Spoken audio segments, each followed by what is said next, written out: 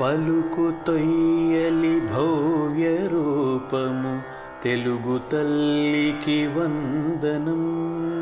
మార్గదేశీ సమ్మిళత్ బహు ప్రక్రియాభకు వందనం. సత్కవీశ్వర కల్పనారస దివ్య జలధికి వందనం. భావనా ప్రియ హృత్సరస్సు విహారి హంసికి వందనం. భావనా ప్రియ హృత్సరస్సు విహారి హంసికి వందనం. భావనా ప్రియ హృత్సరస్సు విహారి హంసికి వందనం. ఈనాటి కార్యక్రమంలో మన ప్రత్యేక అతిథి శ్రీ సంగనభట్ల నర్సయ్య గారి గురించి, వారు మన భావనా ప్రియ శనివార కార్యక్రమాల్లో ఇదివరకే పలుమార్లు ప్రసంగించడం జరిగింది. అయినా కూడా వారి గురించి క్లుప్తంగా పరిచయం.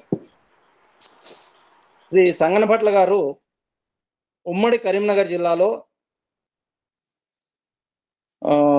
ధర్మపురిలో 1954వ సంవత్సరంలో జూలై 23ని జన్మించారు.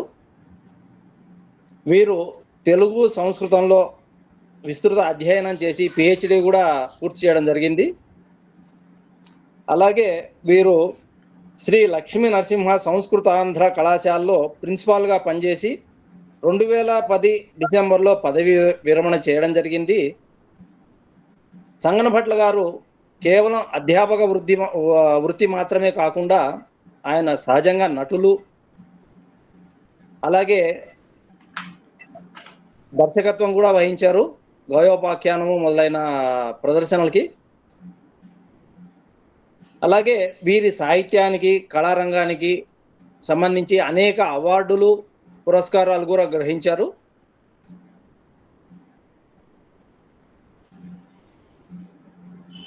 శ్రీ సంగనభట్ల గారికి ఆహ్వానం అండి, సాదర ఆహ్వానం అండి.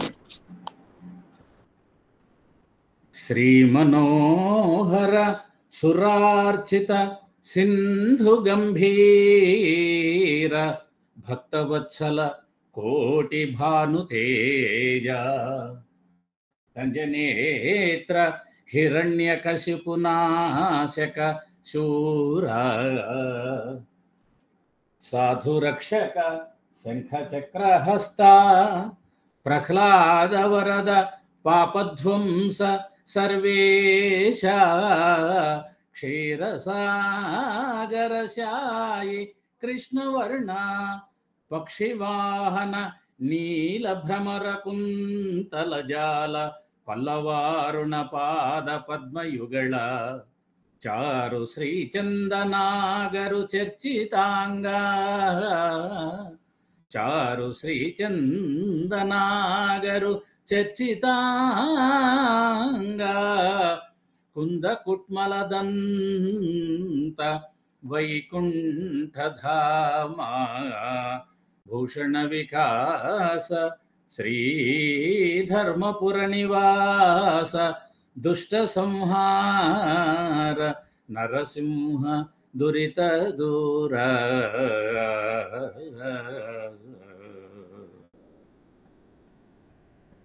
సర్వులకు నమస్కారాలు. భావనా ప్రియ సాహితీ బృందం ఏర్పాటు చేసిన ఈనాటి సాహిత్య గోష్ఠి కార్యక్రమంలో నాకు తెనాలివాణి చాటువులలోని వైచిత్రి విశేషాల మీద మాట్లాడడానికి అవకాశం ఇచ్చినందుకు అందరికీ ధన్యవాదాలు తెలియజేస్తూ, ఇంకా రామకృష్ణునికి సంబంధించిన 1-2 చారిత్రక విశేషాలని ముందు చెప్పి తర్వాత చాటువులోకి వెళ్ళిపోదాం. నేను కేవలం సాహిత్య విమర్శకుని మాత్రమే కాదు, మొదలు చరిత్రకారుణ్ణి, హిస్టారియన్ నేను, తర్వాతది సాహిత్య చరిత్రకారుణ్ణి.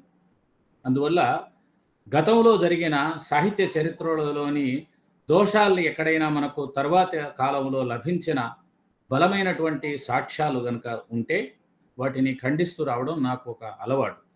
ఆ పద్ధతిలోనే మనం ఇక్కడ తెనాలి రామకృష్ణుని గురించి మనం చారిత్రకంగా ఒకటి రెండు అంశాలు చెప్పుకొని తర్వాత చాటువుల్లోకి వెళ్ళిపోదాం. తెనాలి రామకృష్ణునికి వికట కవి అనే పేరున్న సంగతి మనందరికీ తెలుసు. వికటత్వం మాత్రమే కాదు, అది తిరగరాస్తే కూడా వికట కవే కనుక దానికి కారణం ఏమిటి అని అంటే కథలుగా చెప్పుకునేవి అనేకంగా తెనాలి రామకృష్ణునికి సంబంధించినవి.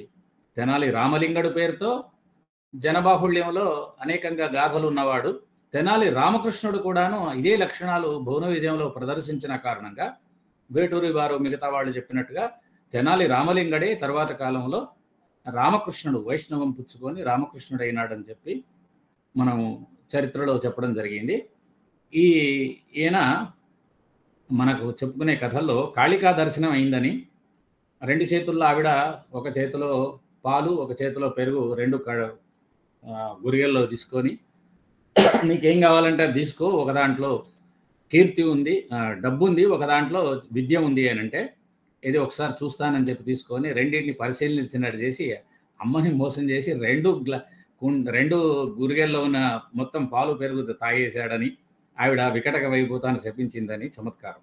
ఏదేమైనప్పటికీ ఈ కథలు అలా ఉంచండి. ఒక మహానుభావుడి మీద ఎలాగో ప్రసిద్ధికి వచ్చిన తర్వాత ఇలాంటి గాథలు అయితే శాపరూపంలోనూ లేకుంటే వరరూపంలోనూ ఉంటాయి. అయినప్పటికీ మాత్రం రామకృష్ణుడి లక్షణాలు మాత్రం నిజంగా ఈ వికట కవి లక్షణాలే ఉంటాయి. రామకృష్ణుని రచనల్లో మనకు కందర్పకేతు విలాసం, హరిలీలా విలాసం, ఘటికాచల మహాత్యం. ఈ ఘటికాచల మహాత్యం అంటే రామకృష్ణుడు ఆనాటికి మహాత్మ్య రచనలు, క్షేత్రాల యొక్క మహాత్మ్య రచనలు రాసేటువంటి కాలం కనుక ఆయన ఈ ఘటికాచలం అంటే షోళింగర్ ఇవాళ దాని పేరు షోళింగరు. అది చోళలింగపురంనే సంస్కృతంలో ఘటికాచలం అన్నారు. ఆ మహాత్మ్యం, ఆరాధ్య చరిత్రం, అలాగే పాండురంగ మహాత్యం, ఇది చిట్ట చివరి రచన. ఈ రచనలు ఆయన చేయడం జరిగింది. రామకృష్ణుడు అసలు అష్టదిగ్గజాల్లోనే లేడు అనేటువంటి ఒక ఆలోచన కూడా మనవాళ్ళు చేశారు. సాహిత్య చరిత్రకారులు చరిత్ర రాస్తున్నప్పుడు మన తెలుగు సాహిత్యంలో వరకు చాలా అజాగ్రత్తతోని రాశారు. అజాగ్రత్త అంటే సాక్ష్యాలు లేకున్నా కానీ వాళ్ళు విశ్వసించిన భావాలని వ్యక్తం చేయడం, అని తోచుచున్నది అనే వాక్యాన్ని చేర్చి చరిత్ర లేకున్నా కానీ ఆధారం లేకున్నా కానీ చెప్పడం, ఇలాంటి లక్షణాలతోని మనకు తొలినాళ్ల సాహిత్య చరిత్రలు వచ్చాయి. అందువల్ల రామకృష్ణుడు నిజంగా ఉన్నాడా లేదా అని మీద బాగా చర్చ చేశారు. కానీ రామకృష్ణుడు శ్రీకృష్ణదేవరాయల కొలువులో ఉన్నాడు అనడానికి అనేకమైనటువంటి చాటువుల ఆధారంగా ఉన్నాయి. తర్వాత ఆయన ఈ చిట్ట చివరి పుస్తకమైన పాండురంగ మహాత్యం 1560 ప్రాంతంలో రాశాడు. శ్రీకృష్ణదేవరాయలు ఈ 1529లో చనిపోయాడు. అంటే రామకృష్ణుడు ఆనాటికి వృద్ధుడు అనుకోవాలి, రాయలవారి కాలం నాటికి యువకుడు అనుకోవాలి. కృష్ణదేవరాయల కాలంలోనే ఈ తెనాలి రామకృష్ణుడికి కుమార భారతి అని ఒక బిరుదు ఉంది. మరి రాయలవారు ఇచ్చారా ఇతరులు ఇచ్చారా తెలియదు కానీ నిజంగా అప్పటికి ఆయన కౌమారంలోనే ఉన్నాడు. కుమార భారతి అనేటువంటి ఆ పేరు సార్థకమైనటువంటి పేరు. ఇక అల్లసాని పెద్దన ఏ విధంగా అయితే తొలినాళ్లలో అద్వైతి, తరువాత వైష్ణవం పుచ్చుకున్నాడు, అదే విధంగా శఠగోప యతీంద్రుల దగ్గర ఆయన వైష్ణవం స్వీకరించాడు. రామలింగడు కూడా అదే పద్ధతిలో కందాళప్ప గురువు గారి దగ్గర, ఆయన దగ్గర మరి ఇంకా ఎవరి దగ్గర తీసుకున్నాడో తెలియదు. ఎందుకు ఆ మాట చెప్పడం జరిగింది అని అంటే కందాళప్ప శిష్యుడికి తను అంకితం ఇచ్చాడు కనుక పాండురమహాత్యం ఆయన దగ్గర తీసుకోవచ్చు. అలాగా ఈ సిద్ధాంతంలో మార్పు వచ్చింది, విశిష్టాద్వైత సిద్ధాంతం అయింది. రామకృష్ణుడు నేను వివాదాలు వస్తే పరిష్కరించే శక్తిమంతుడన్న సంగతి తెనాలి రామకృష్ణుడు చిట్ట చివరి రచన అయినటువంటి పాండురమహాత్యంలో కూడా చెప్పాడు. ఆ సాహిత్య హేళా పరిష్కారాలు చేస్తున్నాననే సంగతి దాంట్లో కనబడుతుంది మనకు. ఇక ఈ తిరుమల రాయల కాలంలో వచ్చేటప్పటికల్లా ఆయన వృద్ధుడైనాడు రామకృష్ణుడు. పెదపాటి జగ్గన్న అని 1555 ప్రాంతంలో ఆయన ప్రబంధ రత్నాకరం అనే ఒక పుస్తకం రాశాడు. అది సంకలన గ్రంథం. దాంట్లో రామకృష్ణుని పద్యాలు తీసుకున్నాడు. అంటే ఆయనకు పెదపాటి జగ్గరాజు అనంతర కాలం వాడనమాట. అంటే దానికంటే ముందే రామకృష్ణుడు ఉన్నాడు, లేదా ఆయనతో పాటు ఉన్నాడు, ఆయన కాలంలో కూడా బతికున్నాడు అని చెప్పడానికి వీలవుతుంది. ఇదంతా కూడాను 1560 ప్రాంతం కిందికి లెక్క. ఇక కందాళప్ప గురువు ఒకటి కారణం అన్నారు కానీ నాకు తెలిసి సాహిత్య చరిత్రలో నేను పరిశీలించినంత వరకు 1500 కంటే కొంచెం ముందే కందాళప్ప గురువు ఒకడు ఈ మా ధర్మపురి గ్రామంలో కూడా ఉన్నాడు. ఆయన శిష్యుడే చిత్రభారతకర్త, చిత్రభారతం రాసినటువంటి చరిగొండ ధర్మన్న ప్రతిభర్త అయినటువంటి ఎనుములపల్లి పెద్దనామాత్యుడి తండ్రి ఆయన శిష్యుడు అని చెప్పాడు. దీన్ని బట్టి మనకు కందాళప్పలు చాలా మంది ఉన్నారనేది అర్థమవుతుంది. ఇప్పటికీ కూడా మా ఊరిలో ఈ కందాళ ఇంటి పేరులో విన్నవాళ్ళు దేవాలయానికి పురోహితులుగా ఉంటారు. అంటే స్వామివారి కళ్యాణాదులు వాళ్ళే చేస్తారు. అందువల్ల ఈ గురువులతోటి మనం చెప్పుకోవడానికి లేదు. తాతల పేర్లు మనవలకు, మనవల పేర్లు ముని మనవులకు అట్లా వస్తూనే ఉంటాయి. అందువల్ల మనం రామకృష్ణుని శ్రీకృష్ణదేవరాయల కాలంలో లేడు అని చెప్పడానికి వీలు లేరు. మరి భువన విజయం అన్నారే, ఇది ఊహానా లేక నిజంగా అలాంటి భవనం ఏదైనా ఉందా అంటే, శ్రీకృష్ణదేవరాయల వారు భువన విజయ సభాభవనంలో సాహిత్య గోష్ఠులు చేసేవారన్న సంగతి సాక్షాత్తుగా నంది తిమ్మననే చెప్పాడు. అది ఆయన పారిజాత భవనంలో చెప్పాడు. భువన విజయాఖ్య సంసన్నవరత్న విభా ప్రభాత నలినాప్త రమాధవ చరణ కమల సేవా ప్రవణమతి వీరరుద్ర పర్వత వజ్రీ అని కృష్ణదేవరాయల్ని సంబోధించాడు. అయితే దీంట్లో ఒక విశేషమైంది. భువన విజయం అనే పేరు గల సాహిత్య గోష్ఠులు జరిపే సభాభవనం ఒకటి రాయలవారు కట్టించుకున్నాడన్న సంగతి, దాంట్లో గోష్ఠులు జరిగేవన్న సంగతి చెప్తున్నాడు దీంట్లో. కానీ దీంట్లో అష్టదిగ్గజాలు అనేవాడు నవరత్నాలు అనే మాట చెప్పాడు. మరి 9 ఉన్నారా 8 ఉన్నారో తెలియదు. దాంట్లో కూడాను మనం చెప్పుకుంటున్న అష్టదిగ్గజాల్లో ఒకరిద్దరు ఉన్నారనడానికి వీల్లేని పరిస్థితులు కూడా ఉన్నాయి. తెనాలి రామకృష్ణుడు మాత్రం ఆయన కొలువులో ఉన్నాడు అనడానికి అనేకంగా మనకు చాటువులు సాక్ష్యం ఇస్తున్నాయి. ఈ గోష్ఠీ సంబంధమైనటువంటి చర్చలు ఇవన్నీ కూడా మనకు చాటువుల వల్లనే అందుబాటులోకి వచ్చాయి. ఒక చక్రవర్తి సభాభవనంలో ఉన్నప్పుడు అక్కడ జరిగిన విశేషాలు, వింతలు, ప్రొసీడింగ్స్ అన్నీ కూడాను మనకు దొరికే అవకాశాలు తక్కువ. కానీ మన అదృష్టం ఏంటంటే శ్రీకృష్ణదేవరాయల భువన విజయ సభాభవనంలో ఉండే గోష్ఠీ కార్యక్రమాలు మనకు అందాయి. వాళ్ళ ప్రతిభ, వాళ్ళ కవనధార, వాళ్ళు ఇచ్చినటువంటి దత్తపదులు లేదా వాళ్ళు ఇచ్చినటువంటి సమస్యలు, పరస్పరం వాళ్ళు గొడవలు పడ్డ సంగతి, ఇట్లాంటి చమత్కారమైన సంబంధించిన విశేషాలు, ఆ సభకు అతిథులుగా వచ్చిన వ్యక్తులు, ఈ విశేషాలన్నీ కూడా మనకు చాటువుల వల్ల లభించాయి. సుమారు శ్రీకృష్ణదేవరాయల కాలపు చాటువులు ఒక 80 వరకు దొరుకుతున్నాయి మనకు. ఈ తెనాలి రామకృష్ణుడు ఒక 40 వరకు దొరుకుతున్నాయి. మనకు చాటువులు దొరుకుతున్న కవులలో ఎక్కువ చాటువులు దొరికిన వ్యక్తుల్లో శ్రీనాథ మహాకవి ఒకడు. ఎందుకంటే ఆయన దేశాటన వల్ల అనేకంగా చాటువులు రాయవలసిన ఒకనొక స్థితి ఆయన జీవితంలో సాధ్యపడింది. నేను తెలుగులో చాటు కవిత్వం పేరుతోని ఒక గ్రంథం రాశాను. అప్పుడు దేవులపల్లి రామానుజారావు గారు ఉమ్మడి రాష్ట్రంలో ఉండగా ఆంధ్రప్రదేశ్ సాహిత్య అకాడమీ పక్షాన పుస్తకాలు రాయమని శీర్షికలిస్తే నేను పోటీ కోసం అని రాసిన గ్రంథం అది. అందువల్ల వీటి మీద, ఈ చాటువుల మీద నేను కొంచెం విశేషంగా కృషి చేయడం జరిగింది. తర్వాత ఈ భువన విజయం మనం పలుసార్లు ప్రదర్శనలు ఇవ్వడం వల్ల కూడాను తెనాలి రామకృష్ణుని యొక్క వ్యక్తిత్వం, విశేషాలన్నీ కూడా మనకు ప్రజలందరికీ అందుబాటులోకి రావడం జరిగింది. పైగా ఆయన హాస్య కవి కూడాను. ఒక పక్క గొప్ప పండితుడు మాత్రమే కాక హాస్యాన్ని కూడా బాగా పండించేవాడు. అందుకే నేను ఎలాగైతే భువన విజయం మనం వేస్తున్నామో సాహితీ రూపకం లాగా, ప్రతాపరుద్రీయం పేరుతో నేను ఒక సాహిత్య రూపకం రాశాను.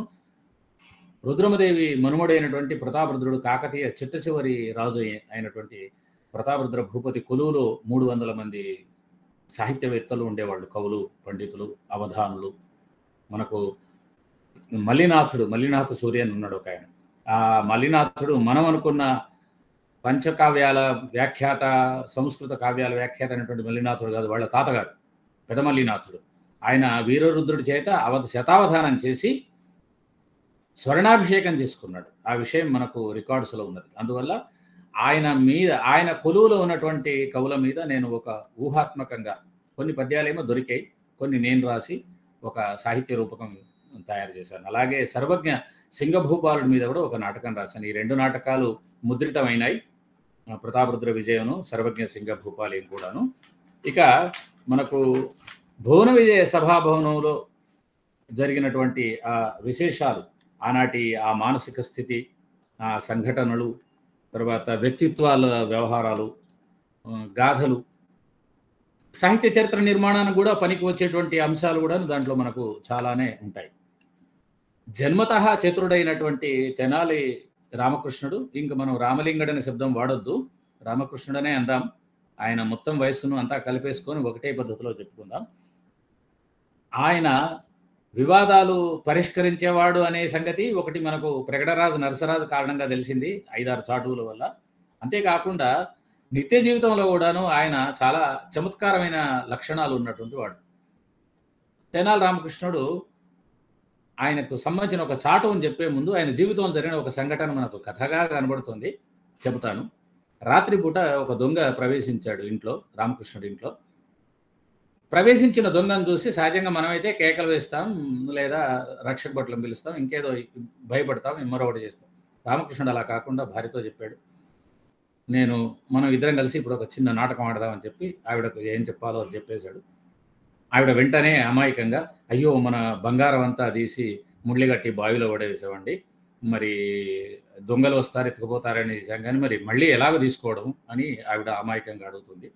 అప్పుడు రామకృష్ణ అంటాడు, ఏమున్నది నీళ్ళని చేది బయట వారిస్తే మూట బయటికి వస్తుంది, తర్వాత తీసుకోవచ్చు, దీనికి పెద్ద బాధపడతావేంటి అని దొంగ వినేలాగా వీళ్ళిద్దరు మాట్లాడుకుంటారు.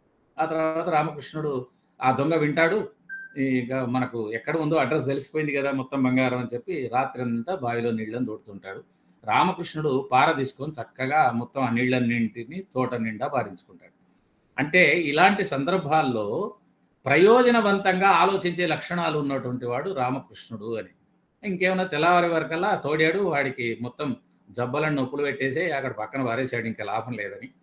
అప్పుడు రామకృష్ణుడు వచ్చి ఒక 2 దెబ్బలు కొట్టేటప్పటికల్లా కూలిపోయినాడు వాడు. రాత్రి అయితే రామకృష్ణుడిని పచ్చడి చేసేవాడు, కానీ అప్పుడున్న పరిస్థితుల్లో తెల్లవారం దాకా తోటకు నీళ్లు పెట్టాడు కనుక అలసిపోయినాడు. అంటే చూడండి రామకృష్ణుడి లక్షణం ఎలా ఉంటుందో. తర్వాత రక్షక భటులకు అప్పయ్యపడి ఇదంతా మనకు కథతో పని లేదు, కానీ సందర్భాన్ని వినియోగించుకొని లాభపడే లక్షణాలు ఉన్నవాడు, ఇతరులకు ఉపకారం చేసే లక్షణాలు ఉన్నవాడు. దానికి సంబంధించినటువంటి ఒక చాటుతో ప్రారంభం చేస్తాను. ఏమిటి ఆ చాటు అది అనంటే, రాయలవారి కొలువులో ఆ భువన విజయ సభాభవనం ముందట కావలి ఉండేటువంటి తిమ్మడు అనేవాడు ఒకడు ఉన్నాడు. వాడు రోజు వీళ్ళ కవుల యొక్క కవిత్వం వింటున్నాడు. తానెందుకు తన మీద ఒక పద్యం రాయించుకోకూడదని ఒక ఆలోచన వచ్చింది. లోపలికి దిగ్గజాలు వెళుతుండగా మొట్టమొదలు అలసాని పెద్దనే వచ్చాడు. ఆయనను, అయ్యా మీరు నా మీద పద్యం రాసి కానీ లోపలికి వెళ్ళడానికి వీల్లేదు, లేకుంటే నేను పోనివ్వను అన్నాడు. అలసాని పెద్దన తేలిగ్గా తీసుకున్నాడు, పైగా పెద్దవాడు. వాకిట కావలి తిమ్మా అన్నాడు అని, అరే నన్ను పోనివ్వరా అన్నాడు. అయ్యా మరి మిగతా పద్యం అంటే ఇంకా వెనుకని చూస్తున్నారు కదా వాళ్ళని అడిగి తీసుకోమన్నాడు. సరే అన్నాడు. తర్వాత నందితిమ్మన వచ్చాడు. రాగానే ప్రాకటముగా సుఖ వివరుల పాలిటి సొమ్మా అన్నాడు. ఆయన బోనిచ్చాడు. నీకిదే పద్యము కొమ్మా అని రామరాజు భూషణ్ ఆపితే ఆయన భట్టు మూర్తి కనుక, భట్టు కులం వాడు కనుక ఆయన భట్టులాగా పద్యాలు రాసి ఓ పద్యం పాదం రాశాడు. ఆయన లోపలికి వెళ్ళాడు. తెనాలి రామకృష్ణుడు వచ్చాడు. ఇది ఆఖరి వద్దు. ఈయన దగ్గరకు వచ్చేవరకలా ఏం సంగతి అని అంటే, నాకు 3 పాదాలు ముగ్గురు చెప్పి వెళ్ళిపోయినారు, నువ్వు పాదం చెప్పాలి, లోపలికి వెళ్ళాలన్నాడు. అప్పుడు వాళ్ళు ముగ్గురు ఏం చెప్పారా అడిగాడు. వాకిట కావలి తిమ్మ ప్రాకటముగ సుఖ వివరుల పాలిటి సొమ్మ నీకి పద్యమే కొమ్మ అనగానే, నాకీ పచ్చడమే చాలు నయముగా నిమ్మ అన్నాడు. వాడు సంతోషంలో ఆయన పచ్చడం తీసి ఈయనకి ఇచ్చాడు, లోపలికి పోనిచ్చాడు. ఆ పచ్చడం వేసుకొని వెళ్ళాడు లోపలికి.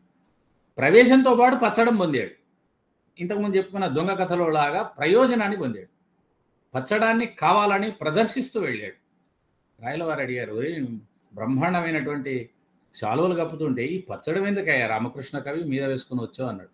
అంటే మీ వాకిట కావాలి తిమ్మడు కూడా మీలాగా సరస సాహిత్యాన్ని పోస్టులు తెలిసిన వాడు లోపలికి వస్తున్నప్పుడు మా కవులతో పద్యం రాయించుకున్నాడయ్యా అన్నాడు. అలా ఎందుకు అన్నాడంటే, తిమ్మడిని రాయలవారికి తిమ్మడి యొక్క లక్షణాన్ని, వ్యక్తిత్వాన్ని పరిచయం చేయడం కోసం పచ్చడం మీద వేసుకున్నాడు. అది దాచవచ్చు, మానేయవచ్చు. ఆయన దగ్గర శాలువలు కరువు ఈ వీడి పచ్చడం ఎందుకు. అప్పుడు రాయలవారు వెంటనే పిలిచి ఆ తిమ్మడికి సత్కారం చేశాడని చెప్పి కథ. అంటే దీన్ని బట్టి మనకేం తెలుస్తున్నది, రామకృష్ణుడి యొక్క వ్యక్తిత్వ వైచిత్ర్యం తెలుస్తుంది. ఈ పద్యంలో వాకిట కావాలి తిమ్మ అంటే ఆయన పెద్దరికం, తర్వాత వీడి ఉద్యోగం, వీడి విశేషాలు చెప్పాము. వాకిట కావాలి తిమ్మడు, వాడి పేరు తిమ్మడని, వాడి ఉద్యోగం కావాలి అని, అది కూడా ఎక్కడ కావాలి అంటే వాకిట కావాలి అని. వాకిలి అంటే ముందు ప్రారంభంలో అనమాట, లోపల అంతరాంతరాల్లో ఉండేటువంటి అనేక ద్వారాలు దాటాక ఉండేది కాకుండా ముందు అని అర్థం. ఆ విధంగా పెద్దరికంగా చెప్తే ప్రాకటముగా సుఖ వివరుల పాలిటి సొమ్మ అన్నప్పుడు అరణపు కవి అయినటువంటి నందితిమ్మన లక్షణం గోచరిస్తున్నది. సుఖ వివరుల పాలిటి సొమ్ము. భట్టుమూర్తి భట్టరాజు కనుక పద్యాలు చెప్తాడు కనుక నీకు ఈ పద్యమే కొమ్మ అన్నాడు. అంటే ఒక్కొక్కరి లక్షణం మనకు ఒక్కొక్క పాదంలో కనబడుతున్నది. 4వ వాడి లక్షణం మనం ఇంతకుముందే చెప్పుకున్నాం, పచ్చడమే చాలని చెప్పి రామకృష్ణుడు రచన. తెనాలి రామకృష్ణుడు మొట్టమొదటిసారిగా సభలోకి ప్రవేశించాడు. ప్రవేశించినప్పుడు ఆయన కృష్ణదేవరాయల మీద సహజంగా చెప్పాల్సినటువంటి పద్యం, ఆ పద్యాన్ని చాలా విశేషమైనటువంటి పద్యాన్ని చెప్పాడు. నరసింహ కృష్ణరాయని కరమరుదగు కీర్తి వెలయు కరిభిత్ గిరిభిత్ కరిభిత్ గిరిభిత్ కరిభిత్ గిరిభిత్ తురంగ కమనీయం. ఏమిటి విశేషం దీంట్లో అని అంటే, వచ్చిన పదాలే 3 సార్లు వచ్చాయి. దీంట్లో అనుప్రాస శోభ ఒకటి ఉన్నది. మరొక చమత్కారం ఏమున్నది అంటే, రాయలవారు కీర్తి అంటే తెల్లగా ఉంటుంది అనేది కవి సమయం, అపకీర్తి నల్లగా ఉంటుంది. కనుక ఎంత తెల్లగా ఉంది అని అంటే, శివుడిలాగా ఉంది, శివుడున్న మంచుకొండలా ఉంది, శివుడి వాహనమైనటువంటి నందిని ధేనులాగా ఉంది, ఇంద్రుడిలాగా ఉంది, ఇంద్రుడి వజ్రాయుధంలాగా ఉంది, ఇంద్రుడి తురంగమైనటువంటి ఉచ్ఛయశ్రవంలాగా ఉంది అని చెప్పాలి. ఆ 6 ఉపమానాలు చెబుతూ 6 ఉపమానాలని అతి చిన్నదైనటువంటి గంధపద్యంలో సగం పద్యాన్ని సహజమైన పద్ధతిలో రాసి తర్వాత ఉపమానాలు వరుసపెట్టి రాశారు. ఈ విధంగా దీన్ని మాలోపమ అంటారు. ఇలాంటి ఉపమానాలతోని రాసి రాయలవారిని మెప్పించి సభలో ప్రవేశాన్ని పొందాడు. పక్కనే నందితిమ్మన ఉన్నాడు. నందితిమ్మన్న నువ్వు చూసి ప్రశంసాత్మకంగా, మా కొలది జానపదులకు నీ కవన పుఠివి అబ్బునే కూప నటద్భేకములకు నాకధుని సీకర గగనధుని సీకరముల చెమ్మ నంది సింగయ్య తిమ్మ అని పద్యం చెప్పాడు. రామకృష్ణుడి పద్యం విని ఏమున్న దాంట్లో భావం అంటే, మాలాంటి జానపద కవులకి నీ కవిత్వం యొక్క గొప్పదనం టీవీ అబ్బుతుందా? ఆకాశగంగా జలాల పవిత్రత, శీతలత్వం, పావనత్వం నూతులో ఉన్న కప్పలకు అందుతుందా అని దాంట్లో ఉన్నటువంటి సారాంశం. అయితే గగనధుని శీకరముల చెమ్మ నంది సింగయ్య తిమ్మ అన్నాడు. తిమ్మకు చెమ్మను పెట్టేశాడు. సరే, పద్యం పూర్తయింది. ఆయన రాసినటువంటి ఆ విధానం చూసి నవయువకుడు, అప్పుడే సభలో ప్రవేశించిన వాడు కనుక నందితిమ్మన గారు చాలా ఆనందంతో తన చెవిపోగుల్లో ఒక కుండలం తీసి రామకృష్ణుడికి బహుకరించాడు. శ్రీకృష్ణదేవరాయల వారు అన్నారు, గగనధుని అనే బదులు నాకధుని అంటే ఎలా ఉంటుంది అన్నాడు. నాకధుని సీకరముల చెమ్మ నంది సింగయ్య తిమ్మ. నాక సీకర దగ్గర మళ్ళా ఇంకొక అనుప్రాస జోడించబడి ఇంకా అందం వచ్చింది. అప్పుడు నా కవిత్వానికి మీరు ఇచ్చినటువంటి సవరణ అంటే పాఠాంతరం, అవి చూడండి, పాఠాంతరం అప్పటికప్పుడే తయారైంది. తర్వాత కాలంలో పుస్తకాలను కాపీ చేస్తున్నటువంటి వాళ్ళు పాఠాంతరాలు ఇవ్వడం కాదు, తక్షణమే పద్యం పుట్టిన తక్షణమే పాఠాంతరం తయారైంది. పాఠాంతరం అందంగా ఉన్నది. ఆ విధంగా రాయలవారు చేసినటువంటి సవరణ చూసి రామకృష్ణుని మెచ్చుకోవడమే కాకుండా ఈయన తిమ్మన మరొక ఆ చెవిపోగుంటే ఆ కుండలను తీసి రాయలవారికే సమర్పించాడు. శ్రీకృష్ణదేవరాయల వారు సరస్వతి ప్రసాదం అని స్వీకరించాడు. కృష్ణదేవరాయలు ఎలాంటి లక్షణాలతోటి సభాభవనంలో ఉండేవాడు అనే దాని మీద ఒక్క మాట చెప్పుకుందాం. ఆయన తాను కొలువుదీరి ఉన్నప్పుడు మొత్తం ఆ కొలువులో ఉన్నటువంటి ఉద్యోగులు మిగతా వాళ్ళంతా చాలా భయభక్తులతో ఉండేవారు, చాలా స్ట్రిక్ట్గా ఉండేవాడు, కఠినంగా ఉండేవాడు. ఆయన ఆ విదేశీ రాయబారులు వస్తే ఎదురు చూస్తూ ఉండేవాళ్ళు, అనుమతి ఇచ్చాం కానీ రావాలి, తర్వాత తలలు వంచుకొనే మాట్లాడవలసిన క్లుప్తంగా మాట్లాడాలి, ఇలాంటి నియమాలు ఉండేవి అన్నమాట. అలాగా ఆయన తక్కువ మాట్లాడేవాడు, గంభీరంగా ఉండేవాడు. ఈ విషయాలని మనకు ఎట్లా తెలిసాయి అంటే, మనం అంతా అదృష్టవంతులం, తెలుగు వాళ్ళం అందరం అదృష్టవంతులం. ఎందుకు అదృష్టవంతులు అంటే, ఒక మహానుభావుడు అయినటువంటి ఒక గొప్ప చక్రవర్తి ఎలా ఉండేవాడో, ఆయన లక్షణాలు ఏమిటో, ఆయన బలహీనతలు ఏమిటో, బలాలు ఏమిటో, అందరం ఏమిటో, మాటకారితనం ఏమిటో, ప్రవర్తనలు ఎలా ఉంటాయో మనకు మిగతా ప్రభువుల గురించి తెలిసే అవకాశం లేదు, కానీ కృష్ణదేవరాయల గురించి చాలా వివరాలు విశేషాలు తెలిసాయి. కారణం ఏమిటంటే, ఒకటి వీళ్ళు మహాకవులు, భువన విజయం వ్యవహారాలు అయితే, రెండవది పోర్చుగీస్ వాళ్ళు గుర్రాల వ్యాపారులుగా, విదేశీ రాయబారులుగా వచ్చి రాయలవారిని దర్శించి ఆ దర్శించినటువంటి విషయాలన్నీ వాళ్ళు డైరీలో రాయడం, అవన్నీ మనకు పయస్ రాశాడు ఈ విశేషాలన్నీ కూడాను, కృష్ణదేవరాయలు ఎలా ఉండేవాడు. అలాంటి శ్రీకృష్ణదేవరాయలు అంత గంభీరమూర్తి భువన విజయ సభాభవనంలో మాత్రం మిగతా కవుల్లాగా పసితనంతో ఉండేవాడు. అంటే కాఠిన్యం అనేది మొచ్చు కూడా ఉండేది కాదు. మిగతా వాళ్ళలాగానే తాను ఒక కవిగానే ఆనందించేవాడు, మధ్యలో జోక్యం చేసుకునేవాడు, కవిత్వం రాసేవాడు, సమస్యలు ఇచ్చేవాడు, ఇలాగా ఆయన ఛందోభాషణం చేసేవాడు. ఇలాంటి విశేషాలు మనకు చాలా తెలిసాయి, చాటువుల వల్లనే తెలిసాయి. అందులో రామకృష్ణుడు లాంటి వాళ్ళు ఉంటే ఇంకా ఎక్కువ తెలిసే అవకాశం ఉంది. రాయలవారిని ఎక్కడో ఒకసారి రామకృష్ణుడు కోపం తెప్పించాడు. రామకృష్ణుడికి హాస్యగాడికి ముందు వెనుకలు చూడరు వాళ్ళు. ఎవరైనా మన నిజ జీవితంలో కూడా హాస్యం బాగా మాట్లాడేవాళ్ళు ఎదుటి వ్యక్తి గొప్పదనం చూడకుండా టక్మని ఏదో అనేస్తారు. అలాగే రాయలవారికి కూడా కోపం తెప్పిస్తే, నువ్వు రేపంచి నా మొహం చూపించకన్నాడు. మంచిది అన్నాడు ఆయన. కానీ కవిత్వం లేకుండా బతుకుతాడా రామకృష్ణుడు? భువన విజయ సభాభవనంలో ఒక్కరోజునే లేకుండా సాధ్యమా ఆయనకు? అందువల్ల ఏం చేశాడు, కుండకు 2 రంధ్రాలు పొడిచి కుండ బోర్లించుకొని ఆ రంధ్రాల్లోంచి చూసుకుంటూ వచ్చాడు. శ్రీకృష్ణదేవరాయలు అన్నాడు, ఎవడరా వీడు కుండ బోర్లించుకొని వచ్చాడు? అక్కడనేమో లోపల వాకిట కావాలి తిమ్మని దగ్గరనేమో తప్పించుకొని లోపలికి వచ్చాడు, కానీ ఇక్కడికి వచ్చి కూర్చుంటే ఎవడరా వీడు అన్నాడు. అంటే ఎవరు? మన రామకృష్ణుడే. రామకృష్ణ, ఏం హాస్యమే ఇది, కుండ వేసుకొని వస్తావా చక్రవర్తి కొలువులోకి? ఆయన అన్నాడు, ముఖం చూపించవద్దన్నారు, కానీ నేను కవిత్వం చూడకుండా మీ అందరినీ చూడకుండా బతుకుతానయ్యా, అందుకని నేను ఇలాగ రంధ్రాలు ఓడ్చుకొని కుండకు వచ్చానంటే రాయలవారినవి కుండ తీసేయండి. అంటే రామకృష్ణుడి లక్షణం ఎలా ఉంటుందో చూడండి. చక్రవర్తి అయినా సరే, మరి రాయలవారి వ్యక్తిత్వం ఎలా ఉంటుంది అంటే, ఆయన అక్కడ మిగతా కవులాగానే కవి మాత్రమే, చక్రవర్తిలా ప్రవర్తించేవాడు కాదు. ఆ విషయం మనకు ఇంకా ముందర కూడా కొన్ని విషయాలు తెలుస్తాయి. అక్కడనే రామకృష్ణుడు కవి అల్లసాని పెద్దన కవి తిక్కన సోమయాజి గణుతింపంగా కవినేను రామకృష్ణుడ కవి అన్న నామము నీరు కాకి లేదే అన్నాడు. రాయలవారు సంతోషించి, సరే నాయన, ఇక్కడి నుంచి నువ్వు మా కొలువులో అష్టదిగ్గజాల్లో మాతో పాటు ఉండు, చమత్కారాలు అనేకంగా ఉంటాయి, విశేషాలు ఉంటాయి, కవిత్వం ఉంటుంది, అప్పుడప్పుడు నీ ప్రతిభను ప్రదర్శిద్దుగానే చెప్పాడు. శ్రీకృష్ణదేవరాయలకు ఆనాటి కాలంలో ప్రభువును కానీ వ్యక్తులను ఎవరినైనా సరే ముందు ఇంటి పేరు, తర్వాత తండ్రి పేరు, తర్వాత వాళ్ళ పేరుతో పిలవడం అలవాటు.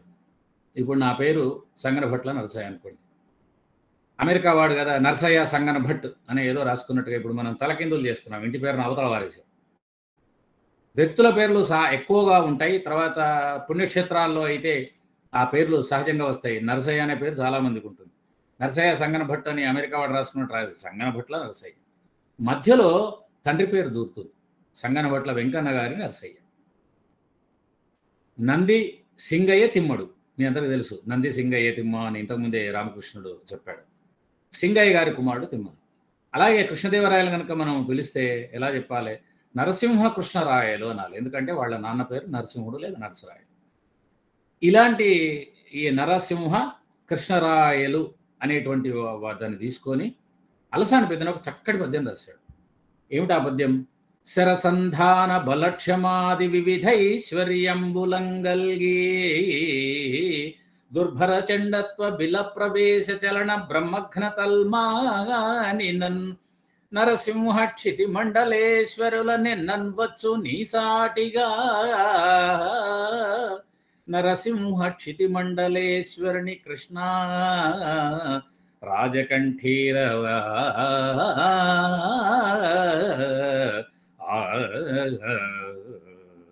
చాలా చక్కగా పద్యం రాశాడు. ఏమన్నాడు అంటే, శరసంధాన బల క్షమా ఐశ్వర్యం, ఈ 4 అంశాలు తీసుకొని, శరసంధానంలో అర్జునుడు ప్రసిద్ధుడు, తర్వాత బలంలో సింహం, క్షమాగుణంలో క్షితి అంటే భూమి, ఐశ్వర్యంలో ఈశ్వరుడు శివుడు. వీళ్ళు నీకు సాటి వస్తారు, కానీ వాళ్ళల్లో చిన్న చిన్న లోపాలు ఉన్నాయి కాబట్టి సాటి రారు అని అలసాని పెద్దన చెప్పాడు. ఏమిటి లోపాలు అంటే శరసంధానం చేసేటువంటి శక్తిమంతులలో అర్జునుడంతటి వాడు శ్రీకృష్ణదేవరాయలు, విలువిద్య బాగా తెలిసినవాడు కృష్ణదేవరాయలు. కృష్ణదేవరాయలకు విలువిద్య, గుర్రపు స్వారీ, ఖడ్గచాలన నైపుణ్యం, చతురంగం ఇవి బాగా తెలిసినవాడు. అంటే ఇవి రాజులకు సంబంధించిన విద్య. కాబట్టి అర్జునుడు సాటి వచ్చేవాడు. కానీ అర్జునుడికి ఒక కాలంలో షండత్వం అంటే నపుంసకత్వం వచ్చింది కనుక నీకు సాటి రాడు అంటాడు. అలాగే బలంలో సింహంతో సాటి అయినప్పటికీ అది బిల ప్రవేశం చేస్తుంది, దాగుంటుంది, లోపల పడుకుంటుంది. కాబట్టి ఆ విధంగా కూడా అంటే శత్రురాజులు కూడాను బిలాలలో ఉండేవాళ్ళని చెప్పుకుంటాం మన అరణ్యాల్లో బిలాలు. అందువల్ల సాటి రాదు. నిత్యము చలనశీలమైనటువంటి భూమి కూడాను సాటి రాదు. ఎందుకంటే దానికి నిశ్చలత్వం లేదు, చలనత్వమే ఉన్నది. అలాగే ఈశ్వరుడు బ్రహ్మహత్యాపాతకం, బ్రహ్మను చంపాడు కనుక, బ్రహ్మ యొక్క ఒక తలను తుంచాడు కనుక ఆయన కూడా నీకు సాటి రాడు అని చెప్పాడు. పద్యం బాగుంది. నరసింహక్షితి మండలేశ్వరులను నీకు సాటిగా ఎన్ననవచ్చు అని అంటూనే నరసింహక్షితి మండలేశ్వరుని కృష్ణ రాజకంఠీరవ అన్నాడు. అంటే నరసింహ కృష్ణదేవరాయలు అనే మాటలో నరసింహ కృష్ణరాయ అనే వాటిని తీసుకొని చమత్కరించాడు. కానీ ఆఖరణ పొరపాటున, అలవాటులో పొరపాటున పద్యం ముగించుతున్నప్పుడు సహజంగా అయిపోయింది కదా అనే భావనలో రాజకంఠీరవ అనేసాడు. తెనారామకృష్ణుడు వెంటనే పట్టుకున్నాడు. తప్పు, ఈ పద్యం ఇలా రాయకూడదు ఒప్పుమన్నాడు. సభలోనే ఇది. అలసాని పెద్దనంటే అందరికీ గౌరవం, పైగా రాయల వారికి అత్యంత ఆత్మీయుడైన కవి. అయినా ఈయన పట్టించుకోకుండా తప్పే అన్నాడు. రాజకంఠీరవ శబ్దం ఎలా వచ్చాడు? రాజసింహ అన్నావు, సింహం పనికిరాదు, ఇంతకుముందు మళ్ళీ రాజకంఠీరవ అని ఎలా అంటావు అని ఆ విధంగా ఆ వ్యతిరేకతని చెప్పాడు. నిజమే. అప్పుడు అన్నాడు పెద్దనన్నాడు, ఏమోరా జారిపై ముగించాను రాజకంఠీరవ అని అన్నాడు. అప్పుడు కృష్ణదేవరాయలు అన్నాడు, రామకృష్ణ ఇది మరి నువ్వు చెప్పు ఒకటి మంచి పద్యం, ఇలా దోషాలు లేకుండా ఉండాలి అన్నాడు.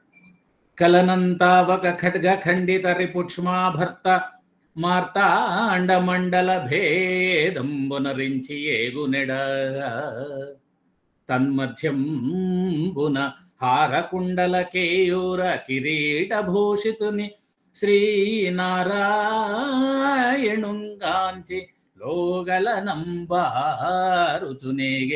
నీవయను శంకన్ కృష్ణరాయాధిప.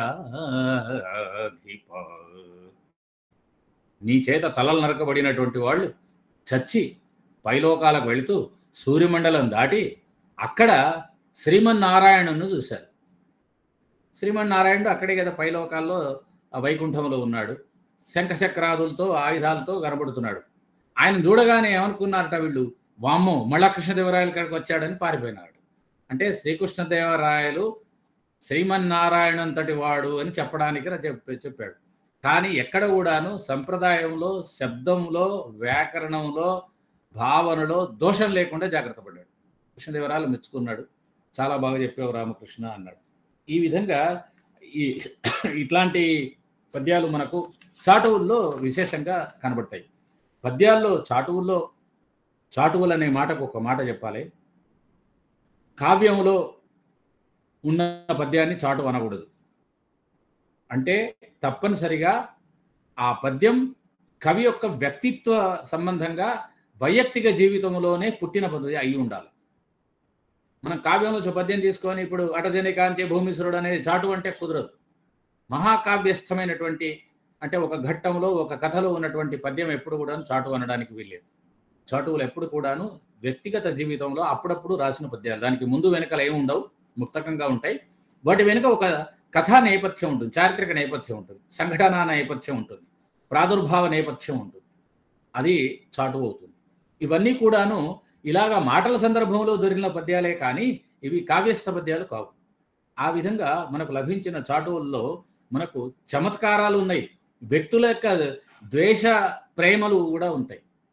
రామకృష్ణుడు సహజంగానే అందరినీ వెక్కిరించేవాడు, లేదా అందరినీ తిరస్కరించేవాడు, లేదా అందరినీ తప్పులు పట్టేవాడు కనుక ఈయనకు శత్రువులు కూడా ఉంటారు. వాళ్ళు కుంజర యూధంబు దోమ కుత్తుక సొచ్చన అనేటువంటి ఒక సమస్యని ఒక రాజబంటు ఒక భటుడి చేత అడిగించారు.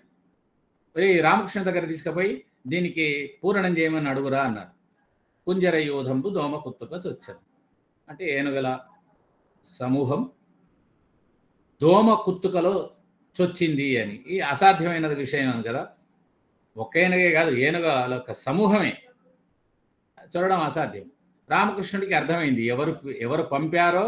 సహజంగా రామకృష్ణుడికి కథల్లో తాతాచారులు ఒకడు, భట్టుమూర్తి ఒకడు, ఒక్కసారి మాత్రం ధూర్జడి ఒకడు, 3 సార్లు దొరికారు. వీళ్ళు శత్రుభావంతో ఉన్నారు, లేదా వాళ్ళ యొక్క వ్యక్తిగత జీవితాలని బయట వేశాడు అని చెప్పి మనకు చాటువులు చెప్తున్నాయి. వీటిల్లో ఎవరు మొత్తం మీద ఈయనకు శత్రువులు చెప్పారు. అప్పుడు ఆయన వెంటనే గంజాయి తాగి తురకల సంజాతలగూడి కళ్ళు చవిగొన్నావా లంజల కొడుక ఎక్కడ కుంజర యూధంబు దోమ కుత్తుకజొచ్చు అన్నాడు. ఇక్కడ కుంజర యూధంలో పూర్ణబిందుపూర్వక జకారాన్ని తీసుకొని దానికి సరిపోయేటటువంటి ఒక 3 తిట్లను తయారు చేసుకున్నాడు. ముందు గంజాయి, బాగా గంజాయి తాగితే మత్తు కనుక ఇష్టం వచ్చినట్టుగా మాట్లాడే అవకాశం ఉంది కాబట్టి మాట్లాడేవని. తర్వాత తురకల సంజాతలు అన్నాడు. ముస్లిం స్త్రీలను దగ్గర ఉన్నావా నువ్వు? తర్వాత కళ్ళు చవిగొన్నావా, కొంచెం కళ్ళు కూడా తీసుకున్నావా అని మంచి తిట్టుగా పెట్టాడు. లంజల కూడా పూర్ణబిందుపూర్వక జకారం ఉంది కనుక లంజల కొడుక అన్నాడు. అని ఆఖరి పాదం మళ్ళీ వాడికి అప్పచెప్పాడు. ఇది ఆ నోట ఈ నోట విని రాయలవారి దాకా వెళ్ళిపోయింది. శ్రీకృష్ణదేవరాయల వారిని అడిగించిన వాళ్ళు అడిగారు, అయ్యా మీరు అడుగుండి ఏం చెప్తాడో చూద్దాం అన్నారు. రామకృష్ణుడు ఈ దాతకు తిట్లు ఇచ్చాడు, కానీ రాయలవారితోని చాలా జాగ్రత్తగా గంభీరంగా చెప్పాలి కదా. పైగా భువన విజయ సభాభవనంలో ఉన్నాయి. అప్పుడు ఆయన వెంటనే రాయలవారు అడిగితే దానికి జవాబు చెప్పాడు. రంజన చెడి పాండవులరి భంజనులై విరటు గొల్వ పాల్పడిరకట సంజయ విధినే మందును కుంజర యూధంబు దోమ కుత్తుకజొచ్చెన్. ఎంత అద్భుతంగా చెప్పాడంటే, ఇంతకుముందు ఈయన్నే రాశాడా ఆ పద్యం అని ఎంత అద్భుతంగా చెప్పాడండి. రంజన చెడి అన్నారు, ఎందుకంటే జూదం వల్ల పాపం వాళ్ళు అలా అయిపోయినారు. పాండవులు అన్నాడు, వాళ్ళంతా కుంజర యూధం లాంటి వాళ్ళు, మహాపౌరుష పరాక్రమవంతులు. మళ్ళా యూధంబు అనేటప్పటికల్లా ఏనుగుల గుంపు, వీళ్ళు ఇక్కడ 5గురు మరి, కాబట్టి వాళ్ళతో పోల్చి చక్రవర్తులు కావలసినటువంటి వ్యక్తులు సామంతుడైనటువంటి ఒక విరటుడి కొలువులో, అంటే అది దోమకుత్తుక, ఆ దోమకుత్తుకలో ప్రవేశించాల్సి వచ్చింది. అక్కడ అది కూడా సేవకులుగా బతకవలసి వచ్చింది అని దాన్ని సవరించి సంజయుడిని తీసుకున్నాడండి. ఎందుకంటే భారతంలో సంజయుడు మంచి ఒక ప్రవక్త, ఆ విషయం మనకు తెలుసు కనుక సంజయ విధినే మందును ఎంత చక్కగా చెప్పాడండి. విధి ఎలాంటిదంటే పాండవులంతటి వాళ్ళు ఒక సామంతుడి కొలువులో అజ్ఞాతవాసం చేయవలసి వచ్చింది సుమా. కుంజర యూధంబు దోమ కుత్తుకజొచ్చెన్. రాయలవారు ఆ సంతోషం పట్టలేక, రామకృష్ణ ఎంత అద్భుతంగా పూరణ చేశావు, ఎంత చక్కగా ఉంది భారతార్థంలో అని మెచ్చుకున్నాడు. అని అంటే ఆయన ఇంకో మాట కూడా చెప్పాడు, ఒరే నువ్వు 2 అంచుల పదునైన కత్తివి అని. ఒరే ఎందుకన్నాడు, నేను ఊరికే చమత్కారం అంటాడు ఆయన అన్నాడో తెలియదు, కానీ రామకృష్ణుడికి రాయలవారికి మధ్య కనీసం 30-35 సంవత్సరాల తేడా ఉంది. అని ఉంటాడు. వాళ్ళిద్దరి మధ్య ఉన్నటువంటి సాన్నిహిత్యం. అలాగే కృష్ణదేవరాయల వారిని కూడాను వెక్కిరించిన సందర్భాలు ఉన్నాయి. మరి ఆ మహానుభావుడు ఎంత హృదయ వైశాల్యం ఆ కృష్ణదేవరాయల వారిది. చక్రవర్తి అంతటి వాడు ఇలాంటి పనులు చేశాడా అంటే చేశాడు. ఎందుకంటే ఎదురుగా వస్తుంటే మహాకవి తానున్నటువంటి గజం మీద పోతున్నటువంటి వాడు కిందికి దిగి ఆయన ఎక్కించుకున్నాడు. మాటలా మనం వీధిలో నడుస్తున్నాగా రాష్ట్రపతి గారి కారు వస్తుంటే రాష్ట్రపతి కారు ఆపి డోర్ దిగి మనం లోపల ఎక్కించుకుంటే మన ఆనందం ఎలా ఉంటుందో ఒకసారి ఆలోచించండి. ఆ విధంగా ఎదురైనచో తన మద కరీంద్రము డిగ్గి కేలుతవు సగియో ఎక్కించుకునియే పలకి మోసాడు. పలకి అంటే జ్ఞాపకం వచ్చింది ఒక విశేషం, దీనికి సంబంధించిందైనా చెప్తాను. మా ధర్మపురి గ్రామంలో పురాణం నరసింహుడు అనేవాడు సదాశివరాయల కొలువులో విజయనగరానికి వెళ్ళి 4 వేదాల్లో అందరినీ, అక్కడ ఉన్నటువంటి మొత్తం విజయనగర సామ్రాజ్యంలో ఉన్న వాళ్ళందరినీ, వేద పండితులందరినీ ఓడించాడు. ఓడించిన కారణంగా రాయలవారు ఎలాగైతే పల్లకిలో మోసాడో అల్లసాని పెద్దలను, మా ధర్మపురికి సంబంధించిన ఆ పురాణం నరసింహభట్టును పల్లకిలో పెట్టి సదాశివరాయలు, అలాగే తిరుమల రాయలు, ఇంకో వెనుక పక్క అళియ రామరాయలు, తిరుమల రాయలు కాదు, అళియ రామరాయలు ఇద్దరు పల్లకి మోశారు. పల్లకి మోయించుకోబడినటువంటి ఒక వేద పురుషుడు, చతుర్వేదుల నరసింహభట్టు ధర్మపురి వాడు. ఆయన ధర్మపురి విద్యారణ్యుల వారికి పుట్టిన ఊరు అది. హరిహర్రాయలు, బుక్కర్రాయలు ఈ విద్యారణ్య స్వామి వారి శిష్యులుగా ధర్మపురికి ఒక 8 కిలోమీటర్ల దూరంలోని మంగళ అనే గ్రామంలో, గోదావరి తీరంలో ఉంటుంది, మా ఊరిలాగానే, ధర్మపురి లాగానే, అక్కడ పుట్టారు. అక్కడ విజయనగర రాజుల కాలం నాటి హరిహర్రాయల విగ్రహం కూడా ఉంది, అధిష్టానంలో ఉంటుంది, అధిష్టానం కింద. అట్లాగా ఈ పల్లకి మోసేటువంటి లక్షణాలు అంటే రాయలవారి సహృదయత, తాను చక్రవర్తిని భావన కవుల దగ్గరకు వచ్చేటప్పటికల్లా లేదు. సుకవిత యజ్ఞస్తే రాజ్యైనకిమ్మని భర్తృహరి అన్నట్టు ఆయన అది వదిలేశాడు. ఆ విధంగా ఈ కృష్ణదేవరాయల వారి దగ్గర కూడాను అంత సన్నిహితులుగా ఉండేవాడు. లేకుంటే కుండ బోర్లించుకుని వస్తాడంటే ఎక్కడైనా. అంటే ఆ సాన్నిహిత్యం ఉంది, దానికి తగ్గట్టు వికటత్వం ఉంది, హాస్య లక్షణం కూడా ఉందన్నమాట. ఇక తిరుమల రాయలని ఎవరో ఓ సామాన్యుడే, వీళ్ళంతా అన్నారు ఆ తిరుమల రాయలు ఎవరో కాదు, తర్వాత కాలంలో విజయనగర ప్రభు అయినటువంటి తిరుమల రాయలే అన్నారు. కానీ కాదు, ఎవరో ఒక ఉద్యోగి. తిరుమల శబ్దం చాలా ఉండేది, చాలామందికి వ్యక్తిగతంగా పేరుండేది. తెనాలి రామకృష్ణుడు అడిగాడు, పూర్తయిన నా మీద కూడా ఒక పద్యం రాయరాదు. తెనాలి రామకృష్ణుడు 2-3 సార్లు వద్దన్నాడు. వద్దులే, నీ మీద ఏంట్రా పద్యం, పైగా వాడికి ఒకటే కన్ను ఉన్నది, అందువల్ల పెద్ద ఏమున్నది రాసి అంటే ఒకటి కన్ను ఉండడం లోపం కాదు, కానీ ఒక అందగాడిని గురించి వర్ణించినా బాగుంటుంది, కానీ ఏమిటయ్యా నీ గురించి అంటే లేదు, వాడు ఒప్పుకోలేదు, ఖచ్చితంగా నా మీద ఒక పద్యం రాసిరాలని.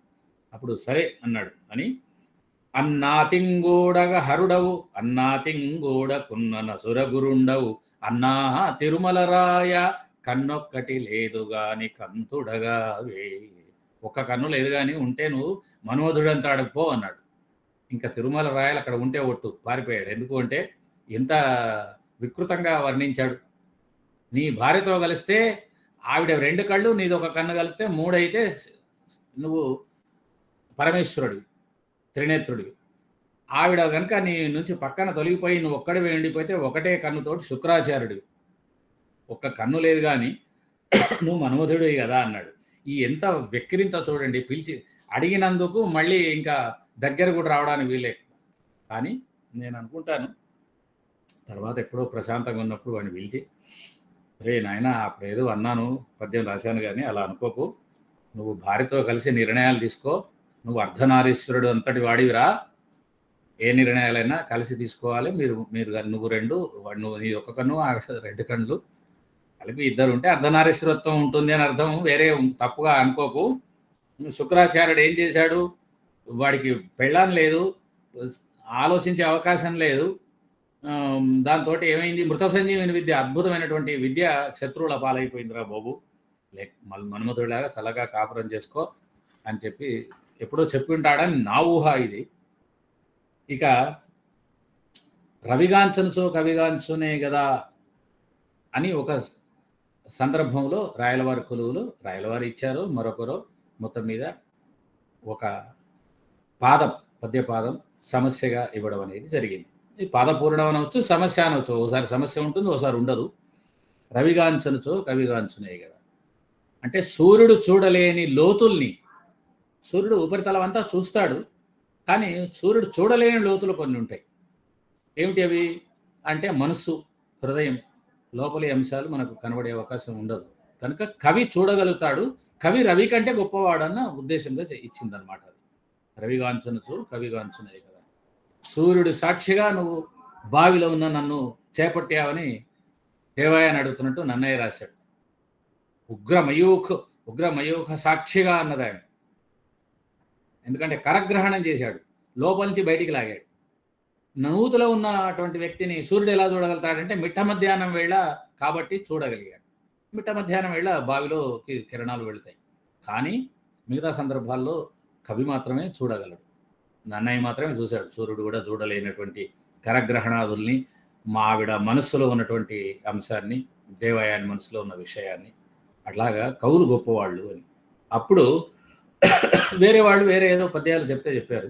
కానీ తెనాలి రామకృష్ణుడి జీవితంలో జరిగిన ఒకానొక సంఘటనను అక్కడ ఎవరు చెప్పారో తెలియదు మనకు. చాటువులకు ఒక్కొక్కసారి కర్తలు సరిగా తెలియదు, కానీ చెప్పడం జరిగింది. ఎవరు చెప్పారు అంటే బహుశా భట్టుమూర్తి అని చెప్తారు. ఏం జరిగింది విషయం అంటే, ముక్కుతిమ్మన దగ్గరికి తెనాలి రామకృష్ణుడు చిన్నవాడే కనుక వెళుతుండేవాడు వీళ్ళందరి దగ్గరికి. తిమ్మన దగ్గర కూడా వెళ్ళాడు ఒకసారి. వెళుతున్నప్పుడు ఆ తిమ్మన్న ఏదో తూగుటు ఉయ్యలలో ఉన్నాడు. తూగుటులు ఉయ్యలలో ఉన్నాయా అని అడగకండి, ఎందుకంటే అలసాని పెద్దనే చెప్పాడు. ఉయ్యల మంచము అని పద్యంలోనే చెప్పాడు. అది కూడా ఒక చాటు అలసాని వారిది. ఊరక కృతులు రచింపుమటన్న శక్యమే అన్నాడు. ఆ తూగుటేలో కూర్చున్నప్పుడు ఈ రామకృష్ణుడు చమత్కారంగా ఏదో కొన్ని పద్యాలు చదివాడు. ఈయన విన్నాడు. మధ్యలో ఏం చేశాడు, అతను ఏమర్చి తాత ఊతునా అన్నాడు. ఊతునా అంటే ఊపుదునా అని అర్థం ఉన్నది, ఊతునా అంటే ఉమ్మివేదన అని అర్థం కూడా ఉంది. వీడు కొంటేవాడైనా ఆయన అన్నాడు అన్నాడు. వీడు ఉయ్యాల ఊపుతాడు అనుకున్నాడు పాపం. వీడేం చేశాడు, మీద మూసాడు కాబట్టి ఆయన కోపం వచ్చింది. కాలుతోని పెడేయమంత అన్నాడు. తన్నగానే రామకృష్ణుడు అంత దూరాన్ని ఎగిరిపడ్డాడు. వాడు పన్ను విరిగిపోయింది. రామకృష్ణుడు వెంటనే ఏం చేశాడు, దుప్పి పన్నుతోని పన్ను పెట్టుకుని వచ్చాడు. తెల్లారులేస్తే మళ్ళీ ఆ పన్ను లేకుండా ముఖం కనబడుతుంది. తర్వాత నిశ్శబ్దంగా ఉందామంటే కవి కాబట్టి ఏదో ఒకటి మాట్లాడుతుంటాడు, నోరు తెరుస్తాడు. అలా ఆ విధంగా దుప్పి పన్ను పెట్టుకున్నాడు. దాన్ని పట్టుకొని ఆ రహస్యాన్ని భువన విజయ సభాభవనంలో ఆ రవి వీరభద్రు చరణాహుతిడుల్లిన బొసి నోటికిన్ నోటికిన్ నేరడు రామకృష్ణ కవి నేరిచెవో మన ముక్కుతిమ్మరాట్ క్రూర పదాహతిండెగిన కొక్కిరి పంటికి దుప్పి కొమ్ము పల్గా రచించెనౌర రవిగాంచనిచో కవిగా అంచునే గదా. వీరభద్రుడి కాలి తాపుకు పళ్ళు విరిగినటువంటి సూర్యుడు దక్షయజ్ఞ ఘట్టంలో మళ్ళీ డూప్లికేట్ పన్ను పెట్టుకోలేకపోయినాడు. కానీ రామకృష్ణుడు మాత్రం ఇప్పుడు నోట్లో చూడండి, ఆ తిమ్మన దనిన తన్నుకు పళ్ళు ఊడిపోయితే దుప్పి పన్ను పెట్టుకొని వచ్చాడు. ఇది చాలా విచిత్రంగా ఉంది ఈ పద్యం. ఈ రామకృష్ణ కవి నోటికి తగిలిన దెబ్బ ఇదంతా ఎందుకు చెప్పారు? ఇవన్నీ చాటువులు నిజంగా కూడా జరిగాయి ఇవన్నీ. కాబట్టే వీటికి సంబంధించిన విశేషాలు మళ్ళా మనకు కావ్యాల్లో దొరుకుతాయి. ఒక ఉదాహరణ ఇస్తాను మీకు నేను, ఇది నిజంగా జరిగిందా లేదా అని చెప్పడానికి ఒక సాక్ష్యం ఇస్తాను. కాబట్టి దక్షయజ్ఞం నాటి వ్యవహారం ఇక్కడ రామకృష్ణుడు ఆ పని చేసి పెట్టాడని. అయితే డబ్బుంటే బంగారు పన్ను, లేకుంటే దుప్పి పన్ను కొమ్ముని జాగ్రత్తగా కోసి పన్నులాగా ఇరికించడం అనేది జరిగేది. దంతవైద్యులు ఉండేవాళ్ళు నాడు అని చెప్పి చాటువు చెప్తున్నది. అంటే మనకు చారిత్రక విశేషాలు చెప్తున్నది అని అర్థం అనమాట. దంతవైద్యులు ఉండేవాళ్ళు ఆ రోజుల్లో అంటే ఉండేవాళ్ళు. దుప్పి పన్ను అని చేసే దుప్పి కొమ్ము పన్ను చేసేవాళ్ళు. అరబిస్తాన్ నుంచి హంపి విజయనగర సామ్రాజ్యానికి వైద్యం నేర్చుకోవడానికి వచ్చేవాడు. ఆనాడు మెడికల్ కాలేజీలు ఉండేవన్నమాట హంపి విజయనగరం. ఆ విధంగా ఇట్లాంటి సందర్భాల్లో వీళ్ళ రహస్యాలు కూడా బయటపడేవి. ధూర్జటి మహాకవిని ప్రశంసిస్తున్నటువంటి రాయలవారు, సుతమతి అయిన యాంధ్ర కవి ధూర్జటి పల్లుకొలగేలగల్గెనో అతులిత మాధురీ మహిమ అన్నాడు. యతిస్థానం దాకా వచ్చాడు. వచ్చి రాయలవారు ఆపేశాడు, ప్రశంస చెప్పాడు. ఎంత అందంగా రాశాడయ్యా ఆంధ్ర కవి అన్నాడు. ఆంధ్ర కవి ఏమిటి అంటే అదంతా కర్ణాటక సామ్రాజ్యం, కర్ణాటక రాజ్యలక్ష్మి, కన్నడ రాజ్యలక్ష్మి దయలేదా నేను శ్రీనాథుడన్ అన్నాడు ఆయన. ఈయన కూడా కర్ణాటక సామ్రాజ్య ధౌరంధర ధౌరేయ ఇత్యాది బిరుదాలు కలిగినటువంటి వాడు కృష్ణదేవరాయలు. అది కర్ణాటక సామ్రాజ్యం. ఈయన తెలుగువాడు కాబట్టి కాళహస్తి నుంచి వచ్చినటువంటి శ్రీకాళహస్తి నుంచి వచ్చినటువంటి ధూర్జటి మహాకవిని చెప్తూ, స్తుతమతి అయిన యాంధ్ర కవి ధూర్జటి పల్లుకులకేలగల్గెనో అతులిత మాధురీ మహిమ అని రెండవ పాదం యతిస్థానం దాకా వచ్చి రాయలవారు ఆపేశాడు. ఛందో భాషణం ఇలా చేయాలి, అడ్డందిడ్డంగా కాకుండా సగం గణంలో వేయద్దు. యతిస్థానంలో చెప్పాడు. హా అన్నాడు ఆయన. అంటే యతిస్థానాన్ని ఎంత బాగా ఉపయోగించుకున్నాడు చూడండి రామకృష్ణుడు. హా అంటే అందరూ ఆస్తి ఉలిక్కిపడి ఏమైందిరా అని. తెలిసెన్ అన్నాడు. హా తెలిసెన్ భువనైక మోహనోద్ధత సుకుమార వార వనిత జనతా ఘనతాపహారి సంతత మధురాధరోదిత సుధారసధారలు గ్రోలుటంజుమీ అన్నాడు. ఏమున్నది, వేశ్యాకాంతల వెంబడి తిరిగాడు. వాళ్ళ పెదవుల్లోంచి అమృతాన్ని గ్రోలేడు. అదే ఈ ఆయనకు కవిత్వంలో మాధుర్యం వచ్చింది అని చెప్పి చమత్కారం. దూర్జటి యవ్వన కాలపు శృంగారం అంతా ఒక్కసారి సభలో బయట వేశాడు. తెనాలి రామకృష్ణుడి లక్షణం ఇది. అంటే ఆయన మనవడా ఏమిట్రా ఇవన్నీ పాతకాలపు ఇవి, ఎప్పుడో నేను ముసలివాడిని అయిపోయినాను. ఈయన చాలా వృద్ధుడు. శ్రీకృష్ణదేవరాయల అన్నగారి కాలంలోనే హంపి విజయనగరంకి వచ్చాడు, వీరనరసింహరాయల కాలంలో. ఎవరు దూర్జటి మహాత్ముడు. ఆయన కూడా శతకం రాసుకున్నాడు. కాయలు కాచే వధువు నఖాగ్రములు చేయని చెప్పుకున్నాడు. అంటే తాను అంతకుముందు ఇట్లా తిరిగాడని కూడా చెప్పుకున్నాడు. అదే మాటను ఇక్కడ చెప్పడం జరిగింది. ఈ విధంగా ఈ చాటువుల్లో ఈయన ఇట్లాంటి విశేషాలన్నీ కూడా వైయక్తికమైన విశేషాలను కూడా చెప్పారు. ప్రగడరాజు నరసరాజు అనేవాడు రాయలవారి కొలువుకు వచ్చాడు. ప్రసిద్ధి చెందినటువంటి భువన విజయంలో తాను కూడా కొంత తన పాండిత్య ప్రదర్శన చేసి గొప్పవాడిని ఇవ్వాలని అనుకున్నాడు. అది లోపలికి వచ్చిన తర్వాత ఎప్పటిలాగానే రాయలవారు అందరిని ఆదరించినట్టు ఆదరించి ప్రగడరాజు నరసరాజుని అడిగాడు, ఏమిటయ్యా ఏం సంగతులు అంటే, నాకు కొన్ని అద్భుతమైనటువంటి శక్తులు ఉన్నాయి, మీ ముందర ప్రదర్శిస్తాను. అష్టదిగ్గజ కవులు నన్ను ఎదుర్కోగలిగితే సంతోషం, లేకుంటే ఇంతకుముందు మిగతా సభలో లాగానే నాకు కూడాను జయపత్రం ఇస్తే వెళ్ళిపోతాను నేను మీ అందరినీ ఓడించి అన్నాడు. ఇది పెద్ద సమస్య. పైగా తెనాలి రామకృష్ణుడు ఉన్నటువంటి సభలు ఏమిటి ఆయనకున్న లక్షణాల్లో వేగలేఖనం మొదటి లక్షణం. ఎంత వేగంగా రాస్తాడంటే నువ్వు పద్యం ఎలా చెప్తే అలా రాస్తాడు. పద్యం చెప్పడం అంటే ఇంతకుముందు ఎప్పుడో చదివి నోటికేసి టకటక చదవడం కాదు, రాయాలి. ఇప్పుడు నువ్వు ఇది చాలామందికి అర్థం కాలేదు. అటజని కాంచె భూమి సురడంబర చుంబి శిరస్సరఝరీ పటల ముహుర్ముహుర్లో అదభంగ అని చదవగానే అలా రాస్తాడు. ఎవడికి రాయడం సాధ్యపడదు. అది కాదు, ఇప్పుడు నువ్వు కల్పన చేసి పద్యం రాయాలి. వేగంగా రాస్తావు పద్యం. నేను అంతే వేగంగా రాయగలను. పైగా కాగితం కలం అంటే పేపర్ కాదు, తాళపత్రం. చాలా జాగ్రత్త రాయకుండా చినిగిపోతుంది. కాబట్టి అక్కడ కూడా చినిగిపోకుండా జాగ్రత్త రాయడం. ఇతను కవి చెప్తున్నా కొద్ది రాయాలి పద్యాన్ని. అది ఆయన దగ్గర ఉన్నటువంటి లక్షణం ప్రగడరాజు నరసరాజు గారు. సరే, ఇది మొదటి లక్షణం. రెండవది, నువ్వు కవిత్వం చెప్తే నేను తప్పులు దాంట్లో ఉన్న తప్పులు చెప్తాను. వ్యాకరణ సంబంధమైనయో, అన్వయ సంబంధమైనయో, భావ సంబంధమైనయో దోషాలు చెప్తాను అన్నాడు. ఇది రెండవ విద్య వాడి దగ్గర ఉన్నది. తర్వాత ఎంత కఠినమైన పద్యం చెప్పు, వ్యాఖ్య చెప్తాను నేను. ఎందుకంటే కోశాలు నోటికున్నవాళ్ళు, వల్లె వేసిన వాళ్ళు, వాళ్లకు పెద్ద లెక్క కాదు. ఈ 3 విద్యలు వచ్చని చెప్పాడు. అప్పుడు రామకృష్ణుడి మిగతా వాళ్ళందరూ ఏదో పద్యాలు సహజంగా రాశారు. రాస్తే వాళ్ళు రాసిన పద్యాలన్నీ రాశాడు. ఆయనకు విజయపత్రం ఇవ్వాల్సిన పరిస్థితి వచ్చింది. అప్పుడు ఇంకా రామకృష్ణుడు లేశాడు. ఈ చాటువులు చాలా ప్రసిద్ధమైనవి. మొదటి చాటువు ఏమిటి అంటే, పువ్వట బాబా తలపై పువ్వట జాబిల్లి వల్వ బూదట చేదే బువ్వట చూడగన్ ఉళుళుక్ అవ్వట అరయంగ నట్టి హరునకు జే జే.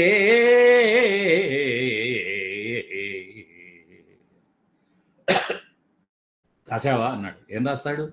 మొదటి అక్షరమే, మొదటి ధ్వనియే లేఖనం, లిపి లేనటువంటి ధ్వనిని చెప్పాడు. ట్రర్ అన్నాడు. రామకృష్ణుడి కొంటిదనం ఏమిటి అంటే, మొట్టమొదటి అక్షరాన్నే లిపి లేనటువంటి అక్షరాన్ని ఇచ్చాడు. అంటే వీడు ఒక అక్షరం కూడా ముందుకు పోవద్దని. మధ్యలో పెడితే ఓ సగం పాదం రాసేవాడు, 3వ పాదంలో పెడితే 2 పాదాలు రాసేవాడు. వీడు అసలు కదలొద్దు అని రామకృష్ణుడి ఉద్దేశం. అందుకే ట్రర్ అన్నాడు. తర్వాత అర్థం లేకుండా చెప్తే ఎలాగయ్యా అన్నాడు. ఎవరు చెప్పారు నీకు అర్థం లేదని? పల్లెటూళ్ళల్లో ఎద్దుని ట్రర్ అంటారు అని చెప్పాడు. ట్రుర్వట బాబా తలపై పువ్వట జాబిల్లి వలువ బూదట. ఈ పద్యం ఎంత శ్రేష్టంగా ఉందంటే దీనికి వ్యాఖ్యానం చెప్పడానికి మనకు 10 నిమిషాలు కావాలి. ఏమిటి అంటే, అటా అటా అంటున్నాడు చూడండి. ఆ శివుడి లీల ఎవరికి తెలుసు అని చెప్పడేటప్పుడు నేను చూశానో లేకుంటే ప్రత్యక్షంగా వినానో అనకుండా అటా అటా అని ఎలా అంటామో మనం అలాగంటాడు. బాబా అంటే వాహనం, ట్రర్ అన్నాడు అంటే ఎద్దు. ఎద్దులు ఏమిటయ్యా, గుర్రాలను పెట్టుకుంటారు కానీ అదొక విచిత్ర వైచిత్రి అనమాట. శివుడి వైచిత్ర్యంలో ఇదొకటి. తలపై పువ్వట జాబిలి, జాబిలి తల మీద ఉందంటాడు. తల మీద ధరించేటప్పుడు తేలికైనటువంటిది ఏదో 0.00 మిల్లీగ్రామ్ 001 మిల్లీగ్రామ్ ఉన్నటువంటి దాన్ని పెట్టుకుంటారు కానీ పెద్ద గోళాన్ని నెత్తిన ఎవడని పెట్టుకుంటాడు, బరువును ఎవడని నెత్తిన పెట్టుకుంటాడు. బిందె నెత్తి మీద పెట్టుకొని అలంకారం అంటామా, గోళమే పెట్టేసుకున్నాడు. తలపై పువ్వట జాబిలి వలువ బూదెట. వస్త్రం ఏమిటి అంటే బూది అంటే బూడిద. అది వస్త్రం కట్టుకోనట్ట, దిగంబరంగా ఉన్నావా లేకపోతే సాంబరుడువా అంటే ఆ బూడిద లాంటిది. ఉతికే బాధ లేదు, ఒక్కసారి నీళ్లు పోసుకున్నట్టంటే మొత్తం మళ్ళా నగ్నం అయిపోతాడు. అది ఒక విచిత్రమైనది. చేదే బువ్వ అట. మొత్తం కాలకూట విషయమే నాకు బువ్వ అనే సంగతి. అన్ని దేశమైన పదాలతోనే వాడాడు. చూడగన్ మళ్ళీ ఏమన్నాడు, ఉళ్ళుక్ అన్నాడు. అంటే వాళ్ళ లేదు అని, ఏం లేదు అని. ఎవరు? అవ్వ, తల్లి లేదు అని, స్వయంభూ అని చెప్తున్నాడు. అంటే అది దాటి ఒకవేళ వస్తే ఇక్కడ మళ్ళీ ఆపుదామని ఆలోచన చేశాడు. అక్కడ కాకుండా ఇక్కడ అత్త అవ్వట అన్నాడు, అవ్వలేదు పొమ్మన్నాడు. అలాంటి హరుణకు జయ జయ అని అంటాడు. నిజంగా ఇది జరిగిందా అది అంటే స్పష్టంగా పద్యాలు చెప్తున్నాయి కదా. ఊహని హోమాగ్ని ఉదనొల్లడుగాని విరహజ్వరార్తి అయి వెచ్చనూర్చు అని ఆ నిగమశర్మోపాఖ్యానం రాశాడు. ఫని హోమాగ్ని అన్నాడు. హోమం యొక్క అగ్నిని లేదా మన పొయ్యి కింద అగ్నిని మనం ఎలా ఊతాం అంటారు. ఎఫ్ సౌండ్ లేదు తెలుగులో. కాఫీని మనం ఏం రాస్తాం, కాఫీ అని రాస్తాం. అక్కడ కూడా ధ్వని ఉండి లిపి లేనటువంటి దాన్ని దాంట్లో చూపించాడు పాండురంగ మహత్యంలో. అంటే ఈ రామకృష్ణుడు ఇక్కడ చెప్పింది నిజమే అన్నమాట. ఆ విధంగా లిపి లేని ధ్వనితోటి అర్థం ఉన్నటువంటి శైవ వైశిష్ట్యాన్ని తన వికటత్వంతో ప్రదర్శించి మొదటి దెబ్బ కొట్టేశాడు. అలాగే ఆయన అర్థాలు చెప్తారంటే మేకకు తోక, తోకకు మేక అనే పద్యం చెప్పాడు. మీ అందరు తెలిసింది. మేక తోకకు మేక, తోక మేకకు తోక, మేక తోకకు తోక, మేక తోక అన్నాడు. ఇలా 4 పాదాలు రాశాడు. తేట గీతలు కూడా మళ్ళీ ఇలాగే ఉంటుంది. అర్థం చెప్పమన్నాడు. ఏం అర్థం చెప్తాడు దీనికి? తర్వాత అడిగితే చెప్పాడు, ఏం లేదు మేకల మంద పోతున్నది అన్నాడు. ఈ వికటత్వం ఎక్కడికి పోతుంది? దీనికి తోడు ఆయన గణ నైహారమగు పద్మధళ రంగత్కీర్తి చామీర మర్దన కాదు శుక్రాక్షి కళేభరాణ్మృగపతి అన్నాడు. కళేభరం కాదు, కళేభర త్రైలోక్య దామోదర అనగా శంకర వాంఛిత అని పద్యం రాశాడు. వాడు వెంటనే పట్టుకున్నాడు. శంకర అంటావా, శంకర అనాలి కానీ. ఇలా అన్నాక మళ్ళా బోల్తా వేశాడు. నాయనా అది కాదు, నేను చెప్పింది ఒకటి, నీకు అర్థమైంది ఒకటి అని చెప్పి ఏమన్నాడు, పద్మ చాణూర మత్ హన అన్నదాన్ని మద్దన అన్నాడు. కళ ఇభరాట్ అంటే కళేభరాట్, అంతేగాని ఇభ శబ్దంలో బాకు మహాప్రాణమేది. త్రైలోక్య ధామ, 3 లోకాలు ధామంగా కలిగినవాడు. ధామం కాదు, ధామం అంటే పువ్వు, దామోదరుడు అంటే. ఇది ధామం అన్నాడు. శంఖ రవ అంచిత, శంఖరవ అంచిత, అంతేగాని శంకరుడులో కాగాదన్నాడు అని. ఒకని కవిత్వమందెనయ నొప్పులు తప్పులు, నా కవిత్వమందొకనికి తప్పు పట్ట పని ఉండదు, కాదని తప్పు పట్టినన్ మొకమటు కిందుగా దివిచి ముక్కలు ఓవన్ ఇనుంప కత్తితో సిక మొదలంటవో ఇది చెప్పునగొట్టుదు మొముదన్నుదున్. రామకృష్ణుడు విశిష్ట వ్యక్తి, అత్యంత ప్రతిభావంతుడు, లొంగని పెంకెఘటం, వెక్కిరింత వక్రోక్తి కలిగినవాడు, వ్యంగ్యం హాస్యం పరిహాసం సూక్ష్మ బుద్ధి కలిగినవాడు, ధారాపాత కవనం సృజనాత్మక శక్తి కలిగినవాడు. ఆనాటి చాటువులన్నీ కూడాను మానసిక దర్పణాలు, సంఘటనల చరిత్ర రూపాలు, అవన్నీ కూడాను వ్యక్తిత్వాలకు నిలువుటద్దాలు, చమత్కార గాథా నేపథ్యాలు, సాహిత్య చరిత్ర నిర్మాణ సాక్ష్యాలు. అలాంటి ఆ గొప్ప కవికి నీరాజనం సమర్పిస్తూ ధన్యవాదాలు. పలుకు తొయ్యలి భవ్య రూపము తెలుగు తల్లికి వందనం. మార్గదేశీ సమ్మిళత్ బహు ప్రక్రియాభకు వందనం. సత్కవీశ్వర కల్పనారస దివ్య జలధికి వందనం. భావనా ప్రియ హృత్సరసు విహారి హంసికి వందనం. భావనా ప్రియ హృత్సరసు విహారి హంసికి వందనం. భావనా ప్రియ హృత్సరసు విహారి హంసికి వందనం.